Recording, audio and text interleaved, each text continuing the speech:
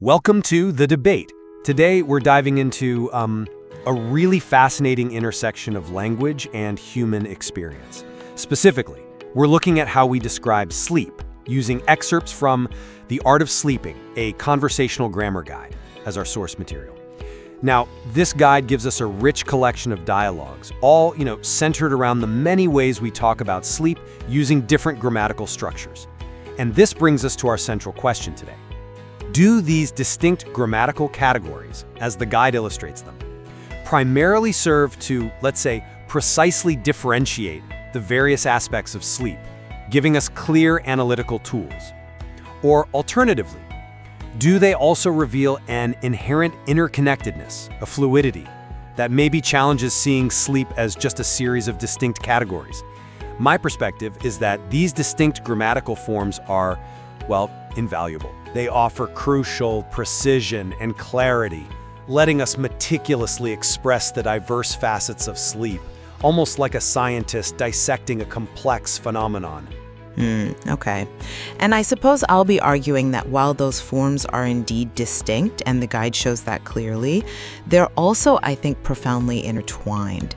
My contention is that focusing too much on a rigid separation of these categories can actually obscure the holistic, sort of continuous nature of the sleep experience itself. The guide, maybe even inadvertently in its conversational flow, seems to underscore how these forms constantly interact. And that interaction paints a richer, more integrated picture of our sleep experiences than, any single grammatical category could really convey on its own. So less about dissection, maybe, and more about recognizing the seamless tapestry language weaves. Well, for me, the source material powerfully showcases English grammar's remarkable capacity to articulate the varied aspects of sleep with striking precision. Each grammatical category really acts as a unique and indispensable tool. It seems designed to convey specific temporal and durational nuances without ambiguity. Take the simple present, for instance. It's our go-to for defining habitual actions or general truths. When the guide presents examples like, my father always falls asleep while watching TV, or the simple statement, sleep is really important, it's capturing these enduring patterns, right? Universal facts establish routines about sleep. This tense sort of anchors our understanding in regularity. Then you have the present continuous. This brings us squarely into the immediate moment. It captures ongoing actions or states happening right now, like he is sleeping on the couch right now, or lately I am sleeping earlier around 10 p.m. It describes an active, unfolding process, a dynamic state happening as we speak. Then, for actions that are definitively completed, finished, in the past tense is perfectly suited. Yesterday, I slept really well. Or the slightly less positive, last week I slept at 2 a.m. almost every day. These are discrete events, cleanly marked by time, allowing us to pinpoint exact moments in our sleep history. And the present perfect? Well, that adds another layer of sophistication. It effectively conveys actions or states that began in the past, but crucially continue to affect the present. Examples like, my mother has not slept for 3 days, or I've not slept well this whole semester. These highlight a direct, ongoing consequence, a past event with present repercussions. It's not just that something happened, but how it's still impacting us now. And finally, the future tense. That allows for clear expression of intentions or predictions. Things like, what time will you go to sleep today? And maybe the more aspirational, we will sleep as much as we want after graduation. Even the humble adjective asleep offers a remarkably precise description of a state, as in, I was asleep in less than a minute. So these aren't just descriptive labels, they are, I believe, foundational linguistic tools. They empower us to parse every dimension of the multifaceted human experience of sleep with real clarity and analytical accuracy. Okay, I absolutely agree that the guide clearly illustrates these distinct grammatical forms. They exist, no question. But my argument is that the material, precisely because it is conversational, maybe inadvertently highlights the limitations of relying only on rigid categorization when we talk about something as fluid and continuous as sleep. The human experience of sleep isn't really a series of isolated grammatical events, is it? It feels more like a continuous narrative, a lived story, where past, present, and future are deeply interwoven, often kind of blurring those clear boundaries you're emphasizing. And the guide's examples themselves, I think if we look a bit closer, reveal this deep interconnectedness, this dependency of one form on another for its full resonant meaning. Take your own example. My mother has not slept for 3 days. That present perfect state, it's not just an isolated statement of current consequence, right? In the context of a conversation, it immediately evokes a future tense concern. If she doesn't rest, she'll get sick. The significance, the urgency even, of that present perfect state is understood almost entirely through its future implications. You can't really grasp the meaning of her sleeplessness without considering where it might lead. Yeah, exactly. And similarly, a past habit like last week I slept at 2 a.m. almost every day isn't merely a historical factoid. It directly influences a present observation. No wonder you looked so tired in class. And it informs an ongoing, present continuous effort to change. Lately, I am sleeping earlier to try and fix that. See? Each tense doesn't really stand alone. It provides context and meaning for the others. And consider another example from the guide, that shared dream. We've not slept properly for months. This present perfect state is precisely what gives the future-oriented desire to sleep as much as we want after graduation its profound significance. The future intention is a direct response to and gets its weight from the sustained past to present experience of deprivation. Even the instantaneous "I was asleep in less than a minute" using the adjective form is contextualized by the preceding "I was so tired last night," which is a past tense statement. This demonstrates a clear cause and effect that really seems to transcend simple temporal expressions. So, while distinct categories are, yes, invaluable for analysis, the actual natural discussion of sleep, as the material shows, reveals their profound interdependence. They work together to create a holistic experience, a complete narrative that fundamentally goes beyond simple categorization. It feels less about neatly labeling parts and more about understanding the whole thing. I understand your emphasis on the holistic view, and certainly our conversations about sleep often, weave through different times. But my point is that this conversational flow is actually enabled by the distinct precision of each grammatical form, not somehow undermined by it. The guide underscores that each grammatical structure serves a uniquely precise function. Take "my father always falls asleep while watching TV." The simple present here clearly marks a consistent habit, a recurring pattern. Now, that is functionally distinct from "he is sleeping on the couch right now," using the present continuous, which signals an immediate ongoing action. There's no ambiguity there. The clarity comes from knowing exactly which aspect of sleep habit, immediate state, past action we're referring to at any given moment. To suggest they are so intertwined that their individual roles blur, well, in my view, that actually diminishes the very clarity and specificity that grammar provides us. Without these distinct markers, how would we precisely convey the difference between, say, a chronic sleep issue and just a temporary bad night? I find that distinction may be a bit problematic in practice, because while the functions are grammatically distinct, sure, their meaning and their utility in a real conversation are often clarified by their context and their relationship to other tenses. When someone says, "My father always falls asleep," and then maybe later observes he is sleeping on the couch right now, the right now isn't just some isolated present event. It's often understood as an instance of that very habit you just mentioned. Okay. The conversation in the guide naturally moves between these, doesn't it? It shows they're not operating in strictly independent silos of meaning, but rather they're tools deployed to build a continuous narrative about sleep. I mean, if you only had the present continuous, you wouldn't know if "he is sleeping" is unusual or just part of his regular pattern. The richness, the full understanding, it seems to me, isn't just in the distinction of the tenses themselves, but in how those distinctions interact, how they lean on each other to paint a truly complete picture. It's a bit like, individual brushstrokes making up a larger painting. Each stroke is distinct, yes, but its meaning is fully realized only in relation to all the others around it. That's an interesting analogy, but I might frame it differently. Language, in its precision, gives us a kind of granular control.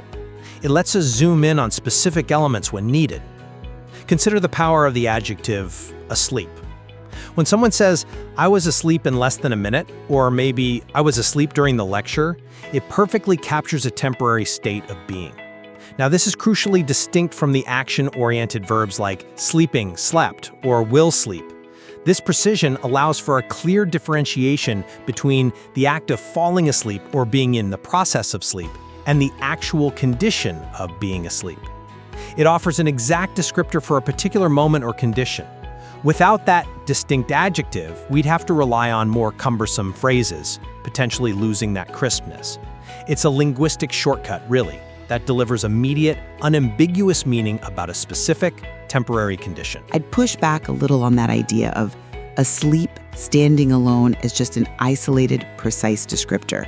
While it certainly marks a state, the very examples in the guide seem to show it's almost always contingent on something else. It's often presented as a result of a prior condition or as part of a larger sequence. Like the example, "I was so tired last night that I was asleep in less than a minute." That explicitly links a past emotional or physical state, being tired, to the immediate state of being asleep. So the adjective doesn't just describe a state in isolation. It integrates into a broader description of the individual's journey through sleep, or perhaps their lack of sleep. Could we really isolate that state from its preceding conditions and maybe its ongoing consequences without losing significant meaning? I'm not sure we could. The context is what gives the adjective its full communicative power, connecting it to prior and subsequent events, highlighting the flow from one experience to another rather than merely, demarcating a discrete standalone state. It's part of the story, not just a label on a box.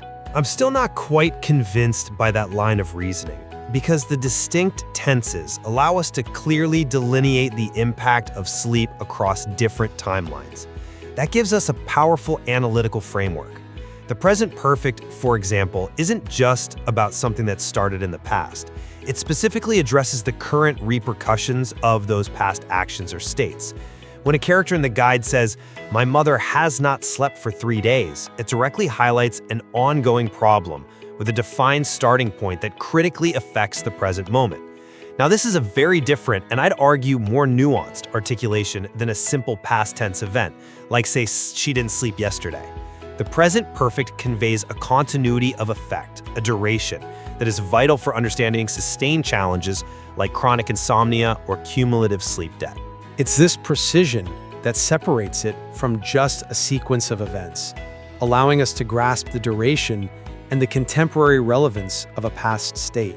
But I find it challenging to accept that premise, really, given that the impact across timelines seems to be precisely where the categories blur the most, where the material itself demonstrates their interdependence quite forcefully.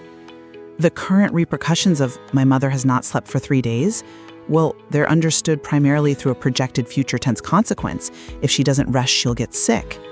The gravity of that present perfect state absolutely relies on the fear articulated in the future tense. They seem inherently linked, not separate concepts.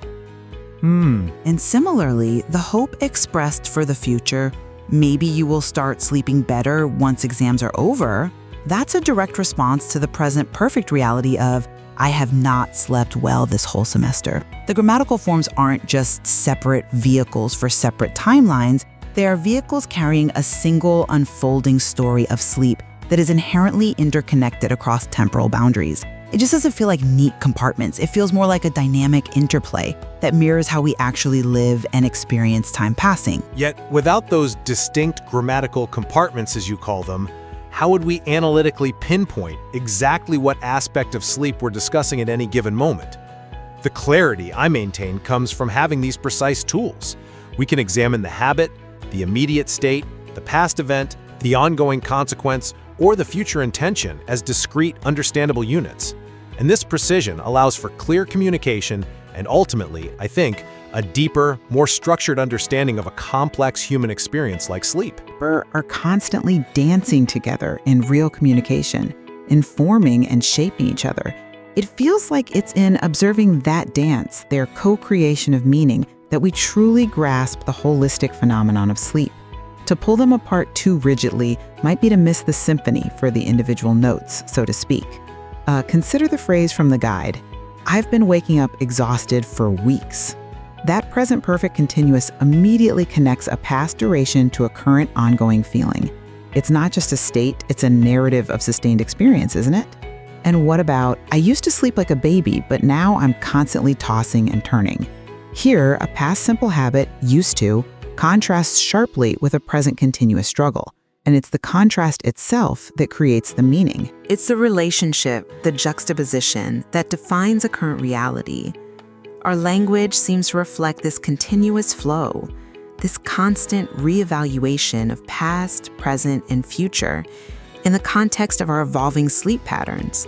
I think it's a compelling point that context is undeniably critical. Of course it is. But for me, the very existence of these distinct grammatical structures in a guide, specifically on conversational grammar, highlights their inherent purpose: to provide explicit signposts, to differentiate when we are talking about a pattern versus a current instance of that pattern, to distinguish a completed action from one whose effects still resonate. It's not about ignoring the context, but rather acknowledging that these grammatical tools actually create the framework within which context is understood and precisely communicated. Without the precise labels, the conversation, however flowing it might be, would lose its edge and its capacity for specific meaning.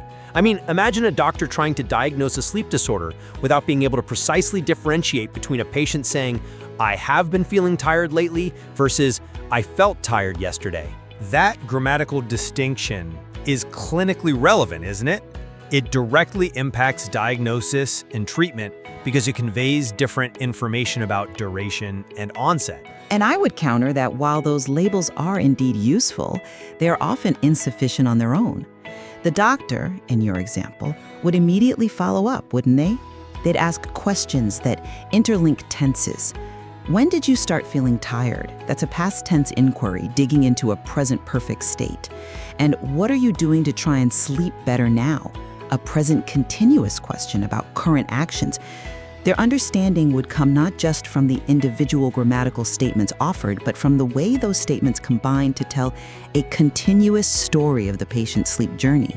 It's about how the symptoms have evolved, how they are manifesting now, and what future impacts they might have. So the interconnectedness isn't just some abstract idea. It feels fundamental to how we make sense of the world, especially for something as vital and cyclical as sleep. Our language empowers us to track this continuity, I think, not just to isolate discrete events.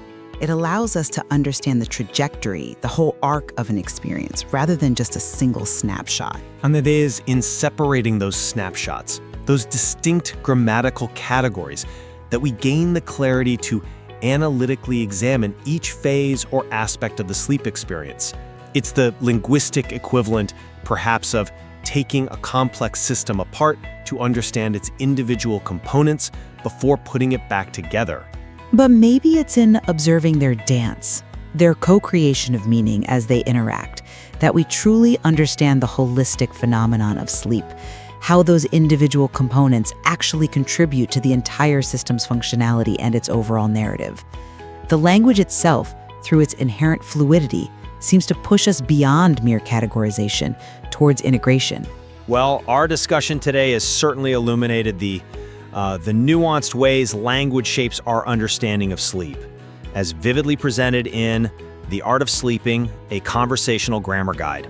My perspective has championed the profound precision and the clear-cut differentiation offered by distinct grammatical categories.